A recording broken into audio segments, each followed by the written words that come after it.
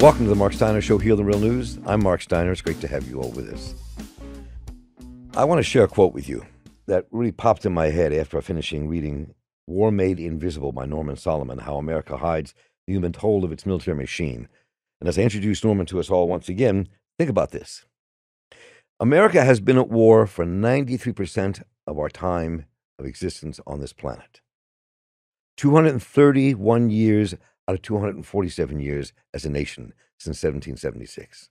That means that only 20 years since the birth of this nation have we been at peace. Why is that? Who are we? Why do these wars keep taking place?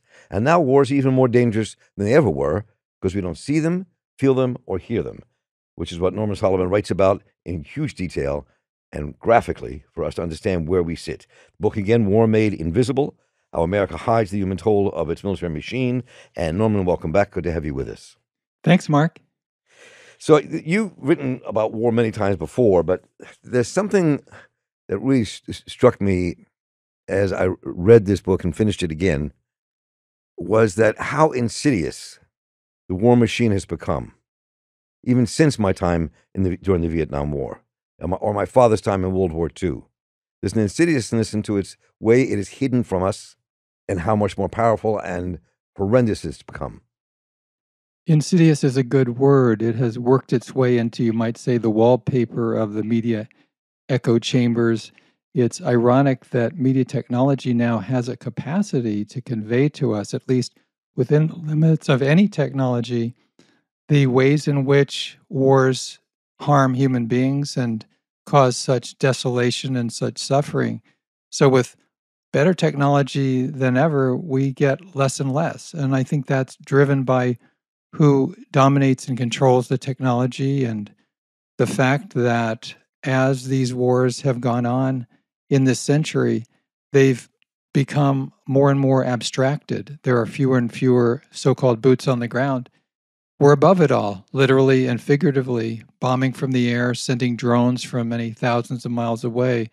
So the end result is that these abstractions become more and more acute, even as the military-industrial media complex makes killing more and more so-called normal. You know, and as you said that, I was going to wait till later to say this, but I wanted to throw it out here early just because I thought you kind of very profoundly addressed it in your books, especially towards the end of the book, which is how we see it in some places and we don't see it in other places. We might see it in Europe, we might see it in Ukraine, but we don't see it, whether it was our wars in Afghanistan or Iraq, or what we've done all throughout and continue to do all throughout the continent of Africa, and how race and racism is just tied into all this and winds its way through in the wars that grip all the people who are involved. As you say that, I think of it as kind of a series of Venn diagrams, the overlays, where there are these factors that determine largely whether, as people in the United States through U.S. media, we see, hear, and read about wars in terms of empathetic, graphic detail or not. One is race. And as you mentioned, and as really occurred to me in the course of writing this book, racism has had so much of an effect on U.S. foreign policy and military intervention, and yet we hear virtually nothing about that in mass media, certainly not from politics in Washington. Whereas when you think about it, the last few years, because of the wonderful movements that have consolidated behind Black Lives Matter and so forth, structural racism, systemic racism is being talked about. Not enough, but a lot more. And yet, that kind of discourse exists only about domestic policy.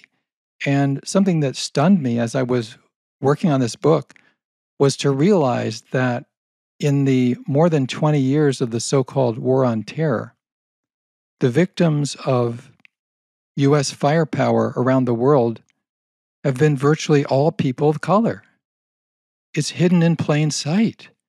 And when I realized that and wrote a whole chapter in the book about it, when the book came out, I sent a little op-ed to a number of daily newspapers, and they all rejected it. And what struck me is I've never read a piece to that effect. It's not like I was saying stuff that had been repeated before. So this is almost a taboo subject. And then when you overlay that with the nationalism, the jingoism, and the ideology out of Washington when the designated enemies of the United States, when they kill people in war, such as Russians slaughtering people in Ukraine, Hmm. that is empathetically reported. But when the US has slaughtered people in Afghanistan or Iraq, another big power invading another country illegally, very little empathy.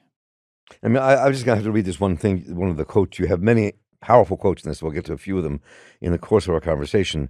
But you have this one from Kelbojal Zvagbo and Meredith Loken. And I just want to read it to give the perspective on what you're saying. The quote is, "Race is not a perspective on international relations. It's a central organizing feature of world politics. Today, race shapes that threat perception and responses to violent extremism inside and outside the quote-unquote war on terror.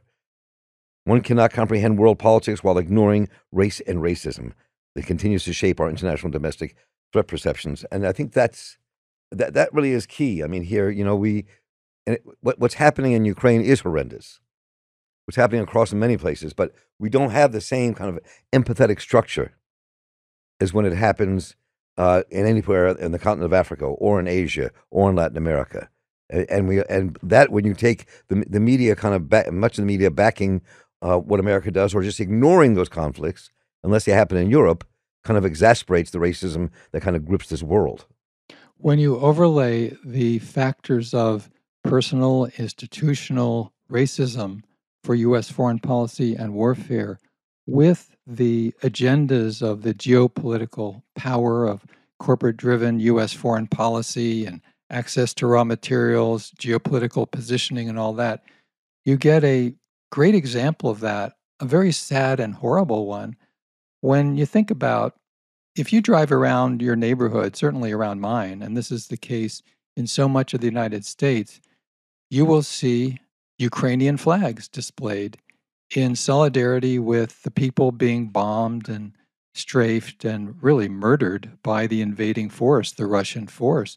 And I'm all for that. And I'm all for the Absolutely. empathetic Right. US media coverage of the people in Ukraine, the spin, the political lack of historical context and so forth. That's another matter. But in terms of the suffering on the ground in Ukraine, and that has caused this outpouring of emotion and support, including the display of Ukrainian flags. Okay, that's part of what being human should be, empathizing, and what journalism should be. I can't find in my neighborhood, and I'm not aware of anywhere in the United States, display of Yemeni flags. People in Yemen who have been slaughtered with US government support since 2015 under 3 presidencies had under Obama, then Trump, then Biden. There's a bit of a ceasefire now, but for 7 or 8 years, the killing of people with U.S. government active support, shipping of billions of dollars worth of arms sales to Saudi Arabia, leading the killing in Yemen. The UN saying almost 400,000 people have died in that war, the largest cholera epidemic in human history. How can it be that the United States, as a country, as a people, as media, are so empathetic towards people invaded and killed in Ukraine, but not in Yemen? And that, I think, is just a clear instance of how corrupted, how morally corrosive this environment is for us personally and politically and in terms of media coverage. So I'm curious, as I read this, as I read your book, and especially after I finished it, just thinking about all the things you posited. I mean, let me give one of the stats here and just talk about what you think is happening and why it has happened this way. Because war has always been part of humankind. I can't think of a period of human history where it has not existed. But we're reaching a point now where it could literally destroy the place we live, this entire planet. And you write how over 50, we spend $50 billion a year over the last 20 years. That's $2.1 trillion going to 5 firms: Lockheed Martin, Boeing, General Dynamics, Raytheon, and Northrop Grumman. And just the sheer size of the amount of money that we spend on war and preparing for war. And it's war that's not like the war that people saw that we were troops on the ground. This is a war that's unseen. And now you couple that with the world of artificial intelligence and how that is beginning to even expand the notion of war without boots on the ground. So tell me what you think that dynamic together means for us now, and where do you think that takes us? I think it means for us, and it takes us further into a realm, a status quo, a so called normality, where the more ubiquitous the power of the military industrial complex is, the less it's talked about and the less it's objected to. I think of how then Senator Harry Truman during World War II gained a lot of acclaim for chairing hearings on Capitol Hill as a senator, investigating what was very derisively, critically called war profiteering. And I really can't remember any uproar in recent years in the United States throughout the entire so called war on terror about war profiteering. As you mentioned, just a few corporations making a killing, literally and figuratively, by increasingly selling aerospace products of one sort or another, but all sorts of tools of the trade of the killing industry. And yet we get virtually no critical coverage. Even on Capitol Hill, among progressives, there is talk about, yes, the military budget is too high, but we are not hearing about that very essence, the core of the military industrial complex, which is much more pervasive and much more powerful even since then outgoing President Dwight Eisenhower coined the term in 1961. The military industrial complex, right? Yes, the military industrial complex. So there's just so much in this book. It's just jam full of really kind of interesting analysis that you put into all of this. And I think for me, there's a real question here about the world we're entering, and what you think the response can be, and how it can be developed. I mean, because one of the things, in the Vietnam War, and I started kind of reading some more about the Vietnam War and media after reading your book. Um, and while much of the media went along with the war and glorified the war, it also exposed the war at the same time, which began to expose the American public, and why rising numbers of people were opposed to the Vietnam War. So, but I wonder, given where we are now, how do you think you begin to build a movement that's truly against the kind of wars that we propagate around the world and the wars that our children are going to face? What do you think this takes us, and how do you think we address it and oppose it and stop it? Seems to me that a foundation for any sort of powerful movement is realism, not fatalism. On the contrary, willingness and eagerness to challenge the status quo and make the world a whole lot better, turn around these horrible, terrible trends, but a realism that says we must do all we can to make the world better for the next generations. And in the case of the nuclear age now, make the world possible. And so I think of a couple of quotes. One is from Antonio Gramsci, the great anti fascist imprisoned under Mussolini, who talked about the need for what he called pessimism of the intellect and optimism of the will. So, on the one hand, the realism, no sugarcoating like we get so often from mass media, unfortunately, from the Biden administration about the status quo. Sugarcoating is not going to do it. We need a pessimism of the intellect, as Gramsci called it, and optimism of the will, which we could refer to as determination, insistence. This is humanity that has to galvanize our own power, our own creative, life affirming power. And another quote that comes to mind is one that I actually closed this book on from James Baldwin. Not everything that is faced can be changed, but nothing can be changed until it is Mm. faced. That is a foundation. And then we have to organize like crazy. And that has many components. I'm sometimes asked, what is the thing that all of us should do? And my answer is, there's nothing that all of us should do. We need to build and create and grow movements the way we'd have a healthy forest. We don't say, well, We just need a lot of good trees, or we need a lot of good ground cover or soil. We need all the above and so much more.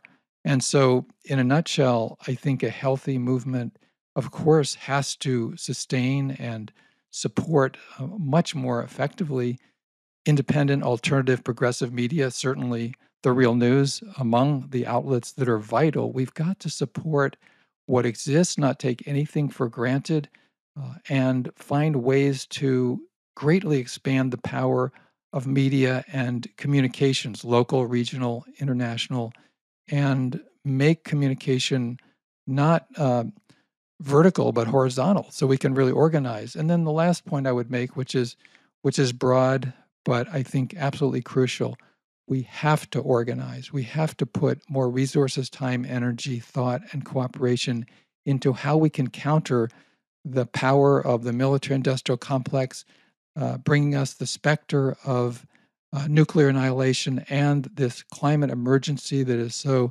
terrible and ominous for future generations. And we have to run counter to our training, because our training through mass media and political culture is to be passive. The corporate media really just encourage us to buy things and maybe vote once in a while. We need to turn that around and really make change from the grassroots. So, I'll put this in perspective a bit. You have this great quote in here from the Hopkins Bloomberg School of Public Health and the Iraq Family Health Survey they did that I covered, and it talks about the casualties in the war, almost 4,500 Americans killed, 32,000 wounded. It's the post-war, the cost of almost $1 trillion worth of care for veterans. But then this quote: the foregoing cost could conceivably be justified if the Iraq intervention had improved the United States' strategic position in the Middle East, but this clearly is not the case. The Iraq War has strengthened anti-U.S. elements and made the position of the United States and its allies more precarious. Now, clearly that's a kind of pro-American Defense Department statement on one level, but on the other hand, it really exposes, not in enough depth, what these wars have done in terms of helping create the terrorism, the dysfunction, failed states, and the authoritarianism across the planet. And that's the connection people don't make, I think.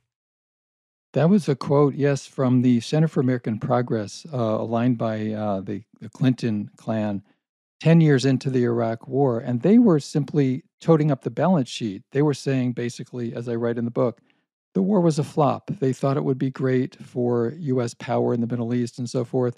Hasn't panned out that way. So they do the calculus of, was the war worth it in strictly monetary terms, in terms of geopolitical power? And even on its own terms, these wars, Afghanistan, Iraq, and elsewhere in the century from the U.S., they haven't been successful. At the same time, Raytheon, Boeing, other huge military contractors, they never lose a war.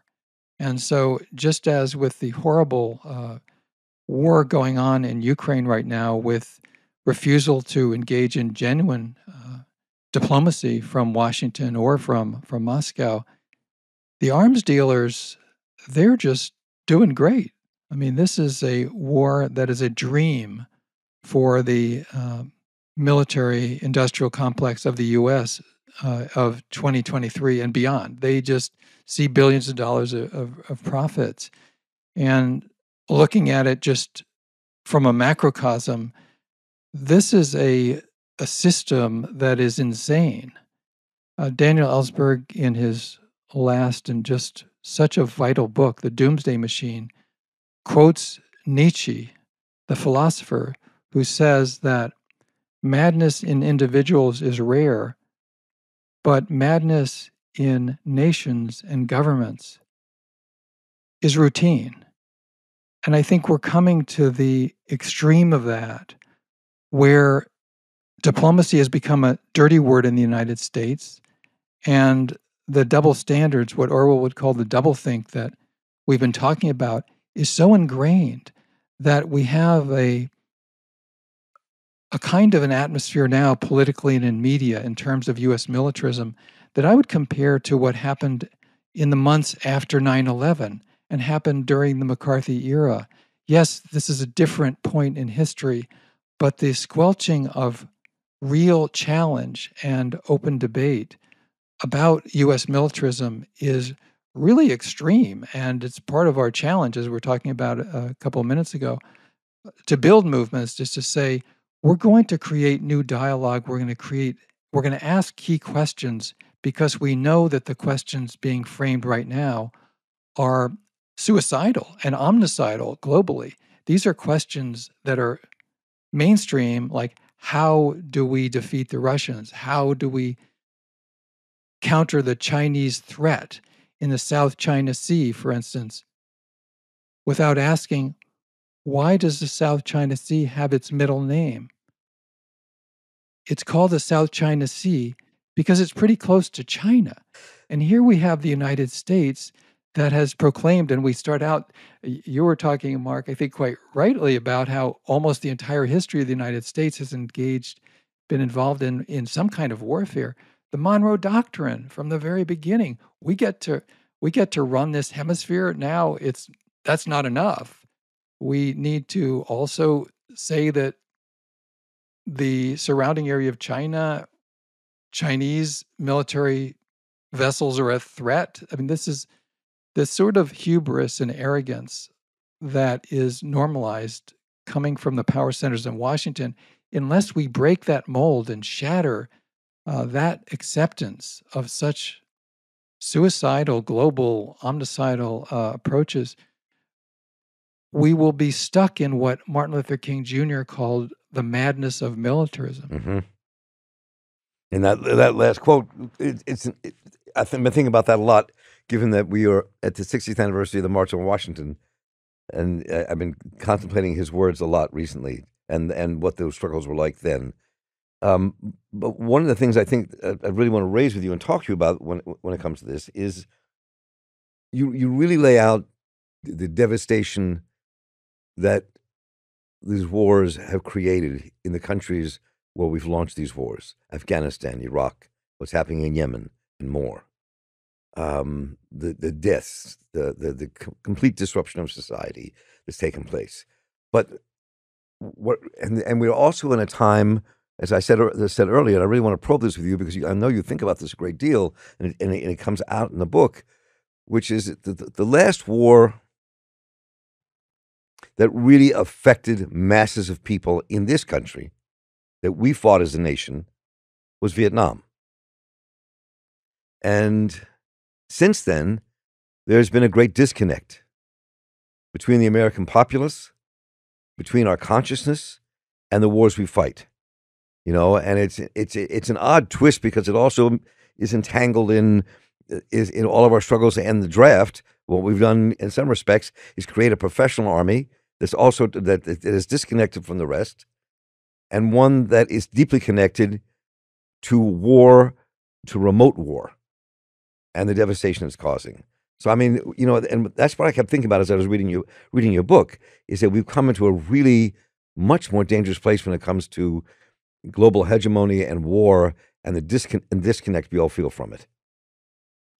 The disconnect has become much more severe, even while the risks have become more extreme. Nuclear superpowers based in Moscow and Washington, increasingly in conflict. It's the doomsday clock from the Bulletin of the Atomic Scientists, the closest it's ever been, I think 90 seconds now to apocalyptic midnight. And yet there's sort of a sleepwalking towards catastrophe that independent progressive media outlets such as this one and social movements have got to directly challenge. The reality is that as much as we are told the United States is an exceptional nation, the indispensable nation, actually just indispensable to itself, as I say in the book, the reality is we live on a globe that is spherical. What goes around comes around. We've learned that with the climate emergency. We've learned that with COVID. It's a sort of a derangement, this kind of U.S. Bravado, this jingo narcissism that exempts us, we think, or we're told we should think or assume, from the realities that we're on this one human planet, this one planet together with human beings. And so what goes around does come around. And that underscores that just because there are a few boots on the ground now in other countries and missile strikes, drone attacks, and so forth are more and more central to U.S. warfare, doesn't mean we aren't at war. And people at the other end of the missiles and bombs, they know that we are at war. They are being besieged. They are being sacrificed by people who vote appropriations on Capitol Hill and will never know their names or see their faces. And then another part of what comes around is the savage attacks on U.S. budgets, the escalating military spending, while whether you're in Baltimore, San Francisco, or anywhere else in this country, you're not far from places where people are grievously suffering from lack of adequate health care, education, housing, infant care, elderly care. That is a reality. That's part of what the militarized society brings to people and takes away from human lives. I think about how, as you mentioned, Mark, in the last few days, justifiably, there's been a lot of media coverage of the 60th anniversary of the March on Washington for Jobs and Freedom, the beautiful I Have a Dream speech. 4 years later, Martin Luther King gave his speech at Riverside Church beyond Vietnam, where he called the United States the greatest purveyor of violence on the planet. I'm afraid that overall in this century has still been true. One of the things that he said, which is virtually never mentioned in mass media, is that out of control military spending, then as now, in 67, he said that that spending is, and I'm quoting here, a destructive demonic suction tube, taking away just the vital resources to sustain life in our own country. And so that demonic suction tube is with us right now. And it's part of the invisibility of war and living in a warfare state. And as you said that, and as you, in all kinds of thread that runs through your book, is the human cost of war that you have seen in your own travels to different parts of the globe, the cost it is to this country and our own future, with dystopian poverty coursing its way through every major urban and rural area of our country. And I think that that's something that really most Americans are not aware of in terms of what we spend and what we are doing with federal money and what could be done to keep everyone afloat in America. I mean, I think that's the imbalance that's part of the subtext of your book. One of the realities is that the proportion of discretionary spending from the federal government on the military keeps going up. It's now about 55% of discretionary spending that Congress votes and the president signs. That's going to the military, the Pentagon, nuclear weapons, and so forth. As you mentioned that, Mark, one thing comes to mind that is a tough political nut to crack, so to speak. And yet I think it's a challenge, but we got to look at it. And that is when you consider U.S. foreign policy, with the exception of climate change and so forth, it's very difficult to find substantive differences between the so-called leadership of the Democratic and Republican parties, say, on Capitol Hill. They're both on the war train. They both want to drive the war train. They might disagree on how much military aid should go to Ukraine without diplomacy, but very few voices calling for diplomacy. They may disagree on exactly how much resources should be diverted from the Ukraine war to confronting China. Republicans tend to want to shift more of the hostility towards China. But there is a virtual consensus from both parties on Capitol Hill about U.S. militarism. And then you get to domestic policy, and the Republican Party is neo-fascist. And it is ridiculous for anyone to claim that there's not a significant difference between the Republican and Democratic parties on domestic policy. We have a neoliberal Democratic Party in domestic policy, and we have a neo-fascist Republican Party on domestic policy. And so for progressives, I think we're already facing this dilemma, this terrible knot to try to untie or cut through in some way, whether it's a Gordian knot or not, I don't know. But basically, we have these two parties that are so similar in foreign policy and so diametrically, or at least so profoundly different under the circumstances on domestic policy. It's not to praise Democrats, of course. Bernie Sanders is right. There's so much wrong with the Democratic Party. But to conflate the two for domestic policy is ridiculous, out of touch with reality. And yet, we have to somehow square this circle because we're coming into an election year. I was thinking, I'll close with this. It made me think of this as I've finished your book. I'm going to get some copies, of several copies of your book, and send them to my grandsons. And why? All three of them are in the military. And I said, remember, and I remember going in, saying to myself, when they were going in, saying to myself, they're all going into what I called at the moment the intellectual ends of the service. They're not going to be in quote unquote combat. But then I realized, stepping back in my own analysis, that they're all going to be in combat because that's where combat's going. That's a great point. I mean, I have friends who have been in the military, and they were behind computer consoles in the United States. And the people they were targeting were pixels on the screen. Not human beings on the ground. I mean, I think Yeah. the way you put it in part of the book is near the end of the book when you talked about how we know intimately the lives of so many people who were killed in the 9/11 attacks on this country, who they were, what they did, what their hobbies were, their families, what they left behind. But we don't know anything about the human beings or the intimacy of the lives of the human beings that we have been part of killing in Iraq, Afghanistan, Yemen, or any other part of the globe. One of the most powerful parts of the book, to me, maybe the most powerful, involves the interview I did with Daniel Ellsberg, the great activist, Yes. Pentagon Papers whistleblower, a couple of years ago. And I sat with Dan Ellsberg on the porch next to his house, and he talked about exactly that point that you're making, Mark. He said that he was really struck after 9/11 how the New York Times devoted tremendous journalistic resources to finding pictures and researching about the lives of everybody who was killed on 9/11, these little pictures, and would have a few words about, as Dan said, insight into what made them human. They liked to skydive, or they were golfers, or they were pianists, just to convey that they were really human beings whose lives were extinguished by this horrible act of mass murder that we call 9/11.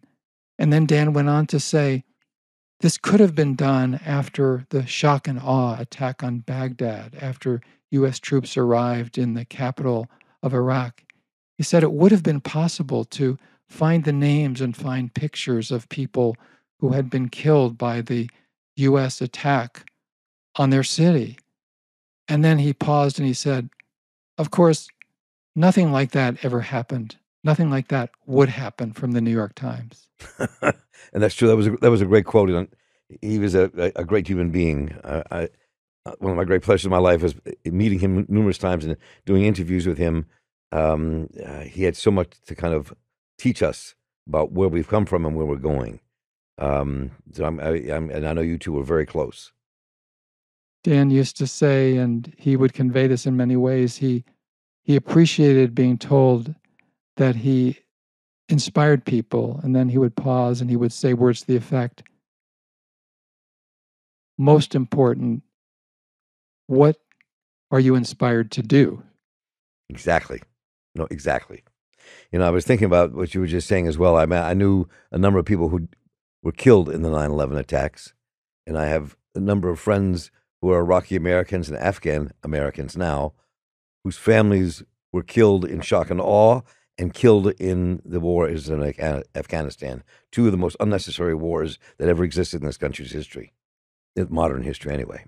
The other wars didn't made little sense either. But I think that you kind of made me think maybe it'd be interesting to have a conversation between all those people Absolutely. about war. Yeah.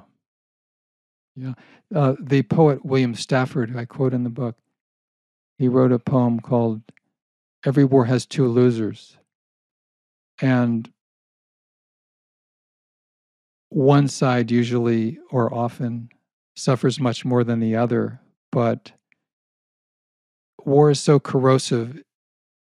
There have been times in my life, and I think for a whole lot of people, even if we've worked on war issues, I've wanted to think, well, I don't think I really want to focus on that anymore. There's so much else to work on. And of course, there is. There's so many multidimensional problems and challenges, human realities that we need to encounter and try to um, improve the world about. Somehow, though, war is at such a core of what is ailing our country and the world, what is causing so much suffering, so much social dysfunction, and far worse than dysfunction, so much cruelty that is institutionalized. War is at the core. War is at the core. And Norman, I want to say one thing before we conclude is that this book is your books, all of them, but this book is exceptionally well written. And in your way of writing, you have the heart of a prose poet that makes it very easy to read. Because it could be a god awful tome, and it's not. Well, thanks, Mark. And I do want to encourage everybody to really check this book out.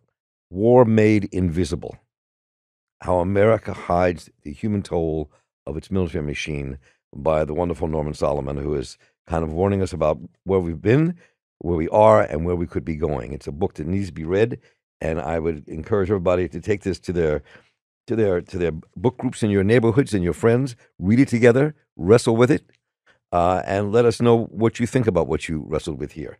You can write to me at mss@therealnews.com. I'd love to get back to you on this. It's really an important book. War Made Invisible by Norman Solomon. And Norman, it is always a joy to talk to you. Pleasure to talk to you. I appreciate the work you do. You can talk about war is a joy, but it's always a treat to talk with you. And I appreciate the work you've done in taking the time with us here today. Thank you so much, Mark, and thanks for the Marc Steiner Show. I hope you enjoyed our conversation today with Norman Solomon about his book, War Made Possible: How the U.S. Hides the Human Toll of Its Military Machine.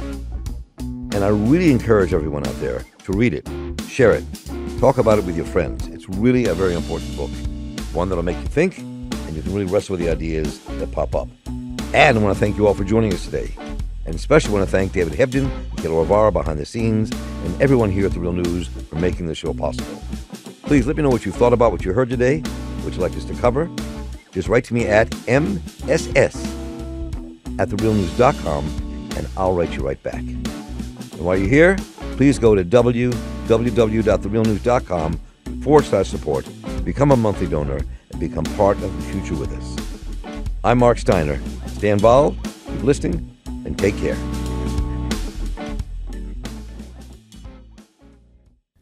Thank you so much for watching The Real News Network, where we lift up the voices, stories, and struggles that you care about most. And we need your help to keep doing this work, so please tap your screen now, subscribe, and donate to The Real News Network. Solidarity forever.